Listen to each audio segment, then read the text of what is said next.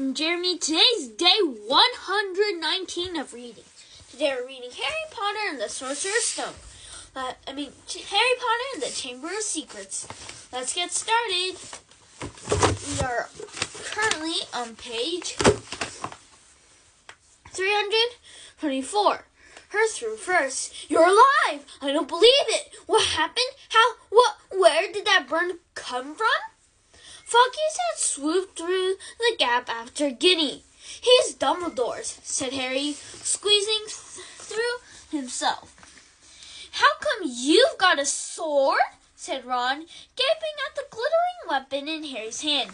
I'll explain when we get out of here, said Harry with a sideways glance at Ginny, who was crying harder than ever. But later, Harry said shortly. He didn't think it was a good idea to tell Ron yet who'd been opening the chamber. Not in front of Ginny, anyway. Where's Lockhart? Back there, said Ron, still looking puzzled but jerking his head up the tunnel toward the pipe. He's in a bad way. Come and see. Led by Fawkes, whose wide scarlet wings emitted a soft golden glow in the darkness, they walked all the way back to the mouth of the pipe.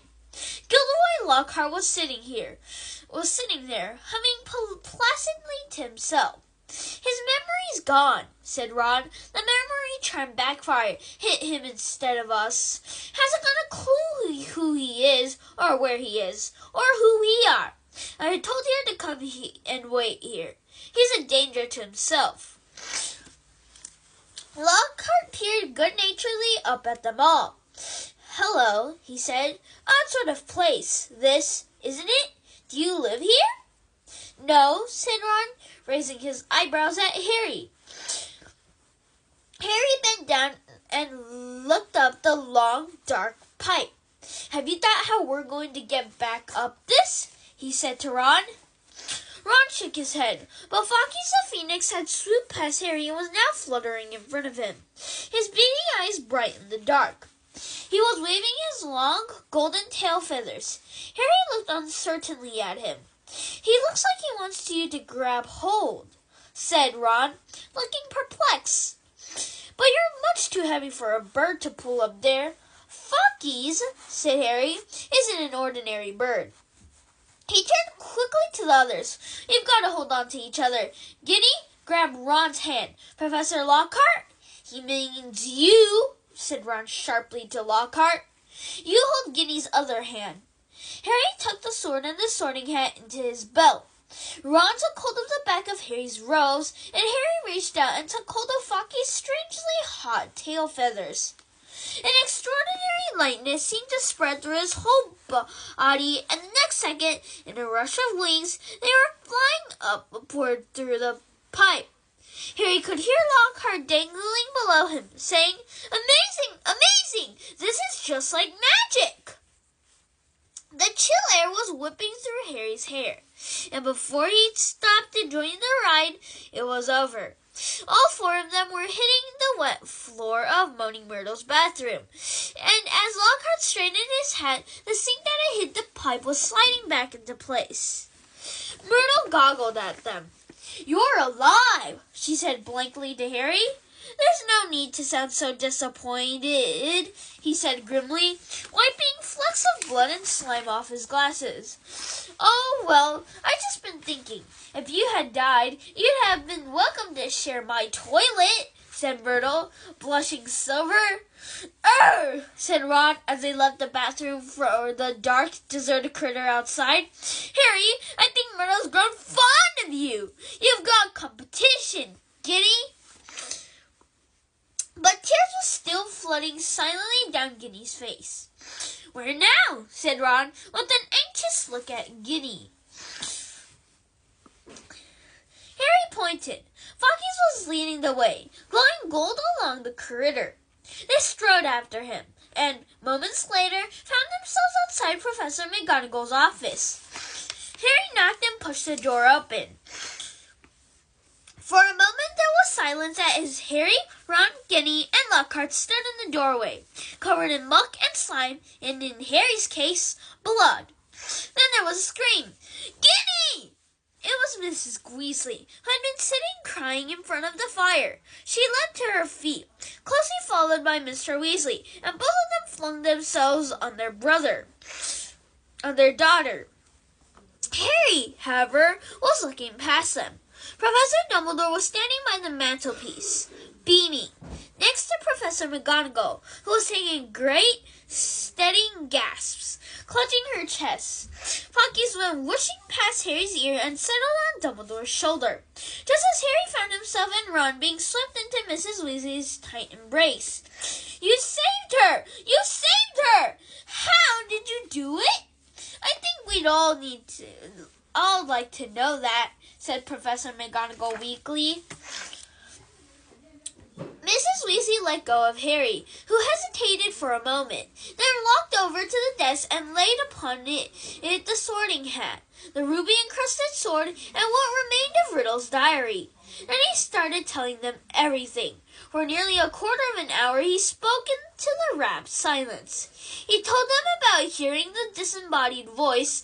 Hermione finally realized that he was hearing a basilisk in the pipes, how he and Ron had followed the spiders into the forest, that Aragog had told them where the last victim of the basilisk had died, and how he guessed that Moaning Myrtle had been the victim, and that the entrance to the Chamber of Secrets might be in her bathroom.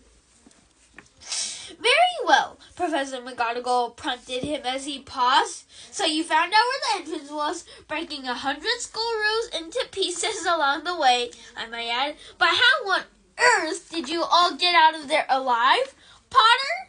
So Harry, his voice now growing hoarse from all this talking, told him about Fawkes' timely arrival and about the sorting hat giving him the sword.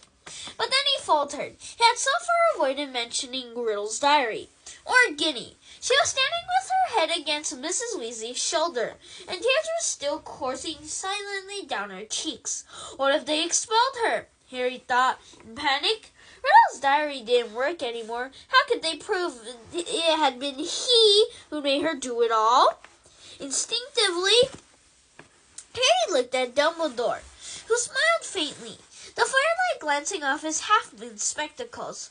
"What interests me the most," said Dumbledore gently, "is how Lord Voldemort managed to enchant Ginny, while my sources tell him he is currently in hiding in the forests of Albania." Relief, warm, sweeping, glorious relief, swept over Harry. "What's that?" said Mr. Weasley in a stunned voice. "You know who?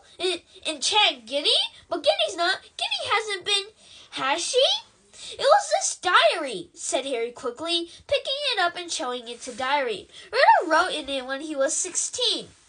Dumbledore took the diary from Harry and peered keenly down his long, crooked nose at its burnt and soggy pages. "Brilliant!" he said softly. "Of course, he was probably the most brilliant student Hogwarts has ever seen." He turned around to the Weasleys, who were looking utterly bewildered. "Very few people know that Lord Voldemort was once called Tom Riddle. I taught him myself, 50 years ago, at Hogwarts. He disappeared after leaving the school, traveled far and wide, sank so deeply into the dark arts, consorted with the very worst of our kind, underwent so many dangerous, magical transformations, that when he resurfaced as Lord Voldemort, he was barely recognizable. Hardly anyone connected Lord Voldemort with the clever, handsome boy who was once head boy here." "But Ginny," said Mrs. Weasley, "what's our Ginny got to do with him? His diary. I've been writing in it, and he's been writing back all year." "Ginny," said Mr. Weasley, flabbergasted, "haven't I taught you anything? What have I always told you? Never trust anything that can think for itself. If you can't see where it keeps its brain, why don't you show the diary to me or your mother? A suspicious object like that, it was clearly full of dark magic." "I didn't know," sobbed Ginny. "I found it inside of one of the books Mum got me. I thought someone had left it in there and forgotten about it." "Miss Weasley should go up to the hospital wing right away," Dumbledore interrupted in a firm voice. "This has been a terrible